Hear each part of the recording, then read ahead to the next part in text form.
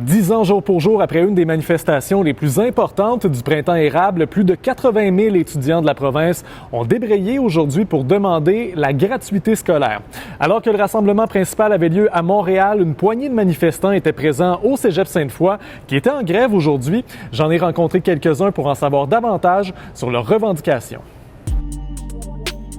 Lors du printemps érable, les étudiants manifestaient contre une hausse des frais de scolarité de 1 625 $ sur 5 ans proposée par le gouvernement libéral de l'époque.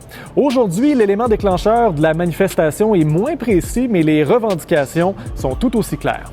Chacun devrait avoir le droit d'aller à l'école et que ça lui mette pas de bâton dans les roues. La gratuité scolaire, je pense que c'est un bon projet de société qu'on a, qui est réalisable, puis qui est bon pour tout le monde, qui est bon pour la société. Je pense que ça donnerait justement une société plus en santé. Nous, on veut la gratuité scolaire parce qu'on pense que c'est un projet de société qui est réalisable et très facile à réaliser étant donné les budgets du gouvernement qui sont mis dans des choses complètement inutiles et coûteuses.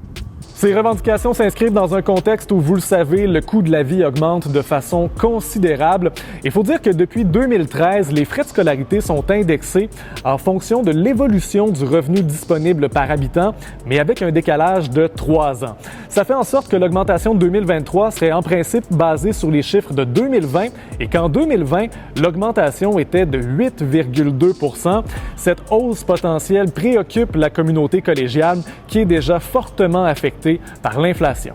Les étudiants, c'est des personnes qui sont en situation financière précaire, donc c'est important pour nous d'assurer la gratuité scolaire pour que les personnes n'aient pas besoin de travailler trop pour qu'ils puissent continuer leurs études. On vit à la scène, on mange pas nécessairement toujours bien, on mange ce qu'on peut quand on peut. Des fois, ça arrive que des étudiants et étudiantes que l'école, ça coûte trop cher.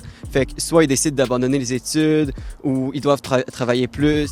Bien qu'il y ait eu mobilisation aujourd'hui, on est bien loin des manifestations du printemps 2012. Il faut dire qu'une autre cause interpelle fortement la communauté étudiante, celle du climat.